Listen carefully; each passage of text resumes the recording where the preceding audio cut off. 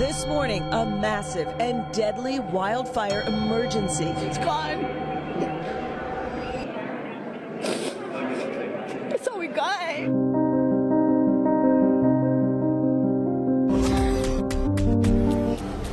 It's everybody. It's everything. Nang sumiklab ang sunog sa Los Angeles, California, libu-libong kabahayan ang tinupok ng apoy. Libu-libong mga bumbero ang nagtutulungan para maapula ang naturang wildfire. Pero mahigit isang linggo na, hindi pa ito naaapula. Enero 7, 2025, nang sumiklab ang wildfire na ito.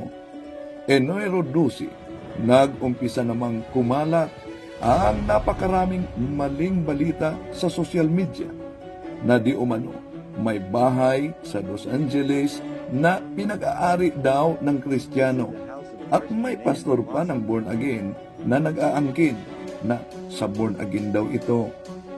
Meron ding Seventh-day Adventist na nag-aangkin na pinag-aari daw ito ng isang Seventh-day Adventist member. At kahit sa Katoliko, umaangkin din.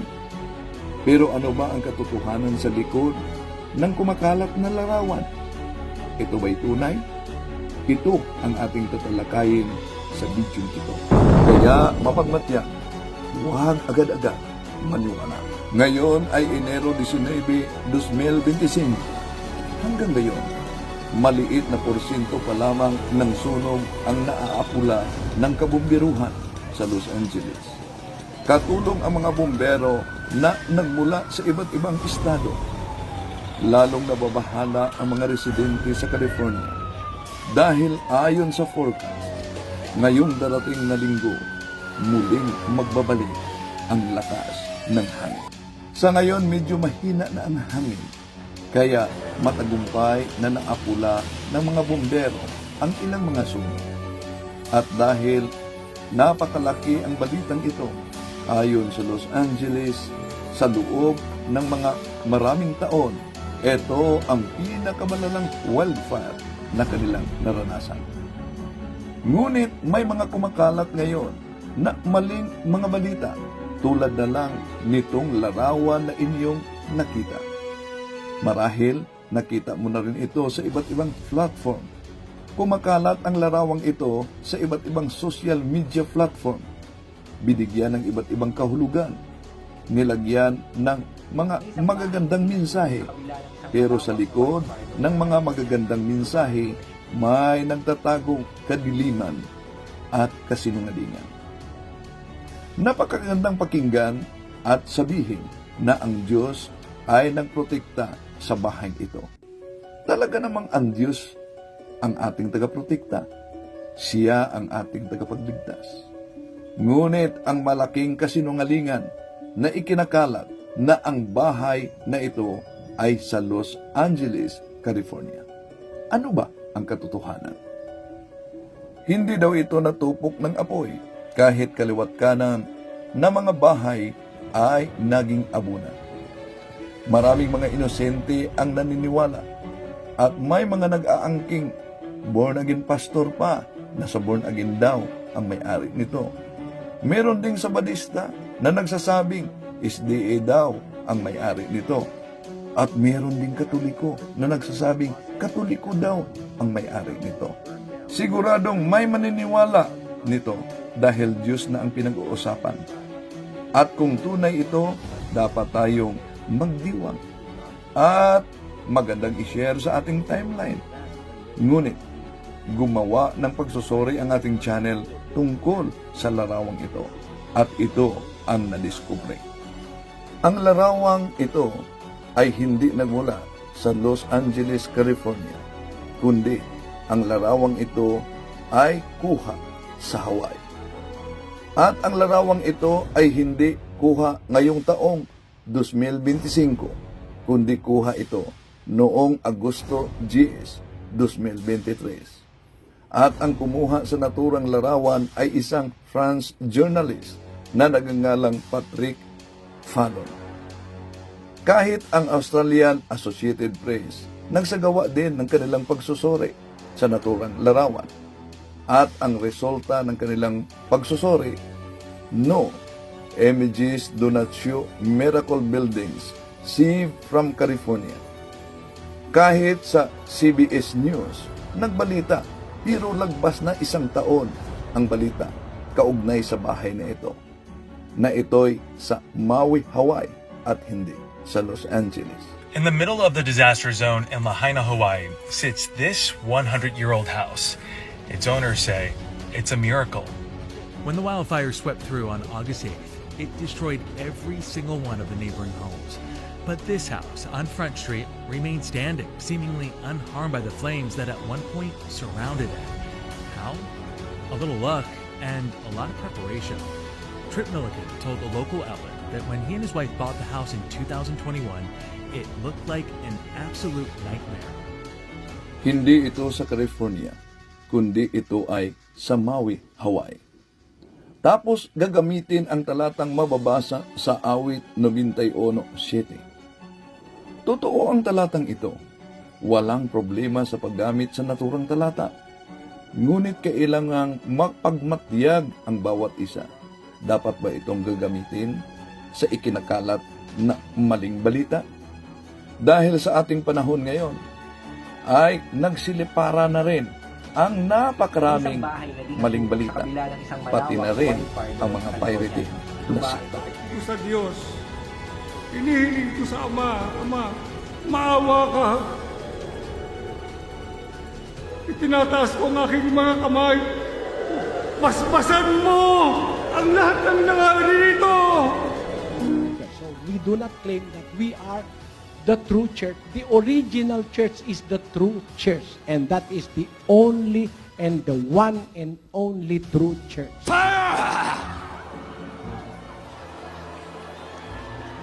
Young man, get up here quick. Young man, get up here quick. Come on. Young man, get up here quick. You, up, quick. Right here. Fire on you. Fire on you.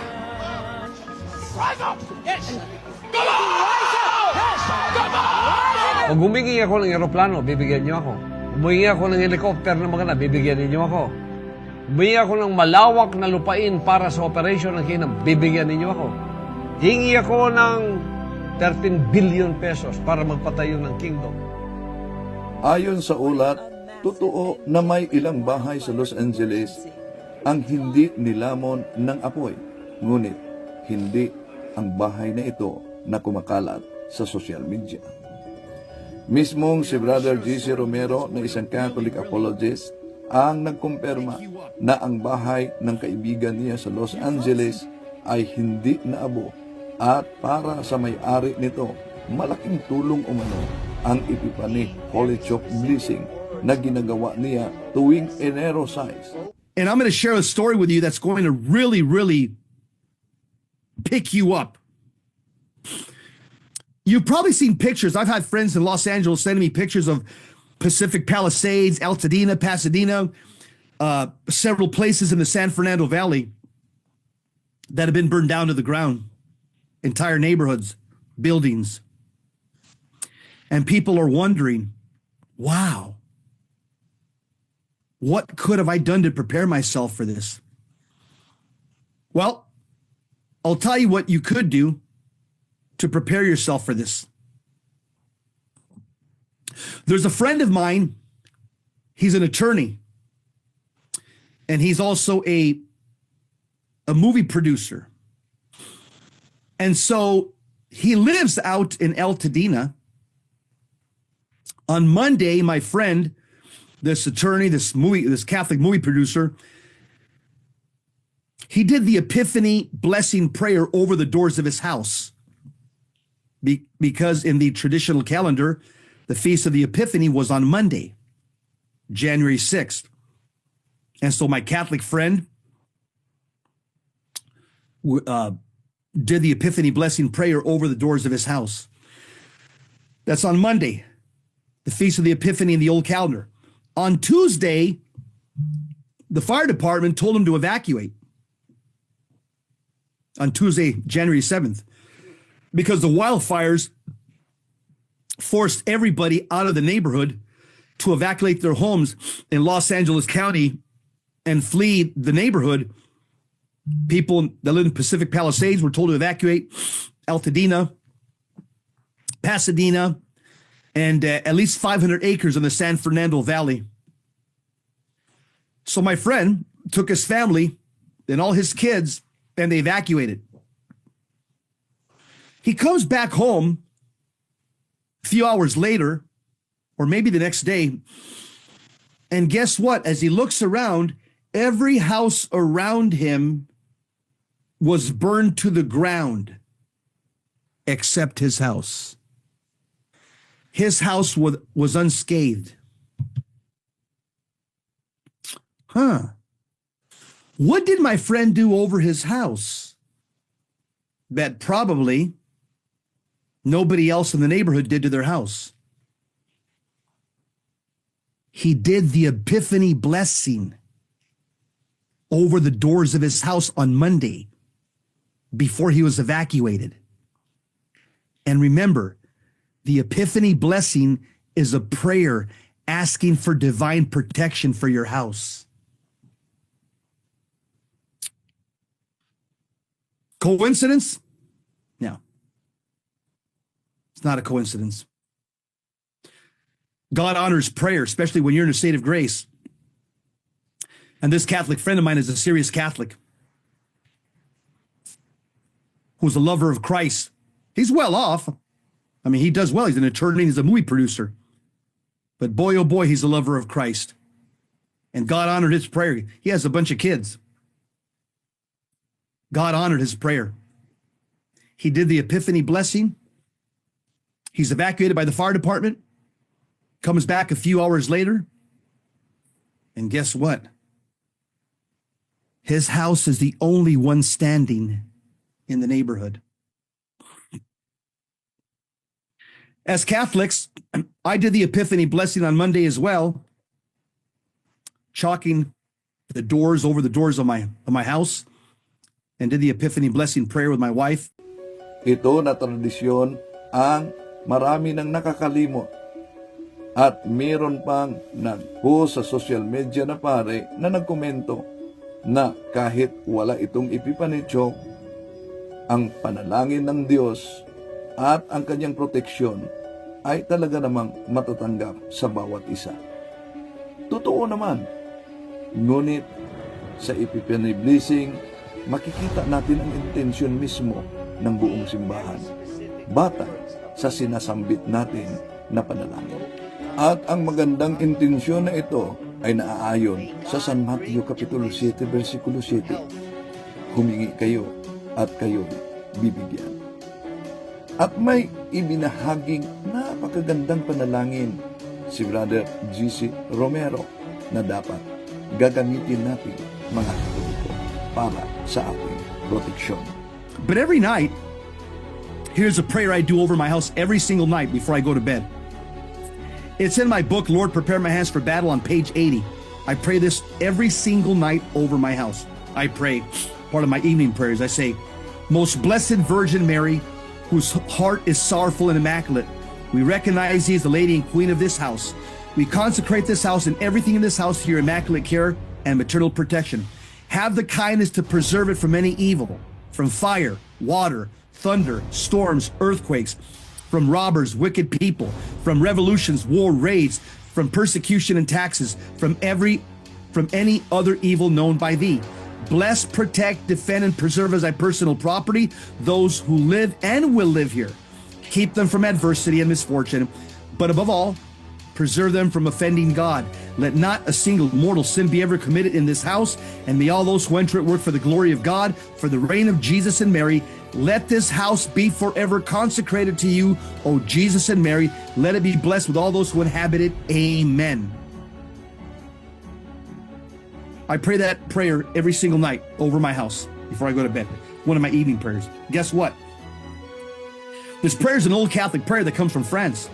During the First World War in France, some of the faithful Catholics were known to have this prayer that I just prayed tacked on the front door of their house.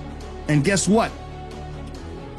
The homes of these Catholics and these residents during World War I were not harmed or invaded during the time of war.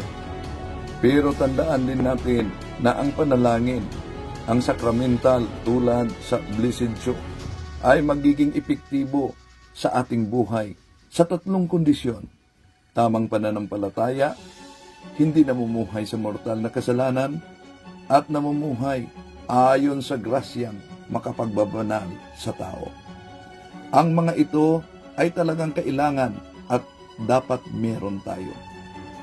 Ipagdasal natin ang mga biktima ng sunog na sana hindi sila mawalan ng pag-asa. Bagkus, ito'y isang paraan na sila'y lalapit sa Diyos. Dahil sa mundong ito, ang mga ari-arian, kayamanan, posisyon, lalo na ang kasikatan, ay meron talagang hangganan. Kahit ang ating buhay, may hangganan. Ngunit, ang sigurado na dapat nating bigyang halaga ang kabilang buhay dahil ito ang buhay na walang hanggan. Ikaw mismo na nanonood ngayon ang nakakaalam sa iyong sarili. Kung sakaling pumanaw ka sa araw na ito, saan ba patungo ang kaluluwa mo? Sa impyerno o sa langit? Dapat maghanda ka na. Memento mori. Remember that you will die.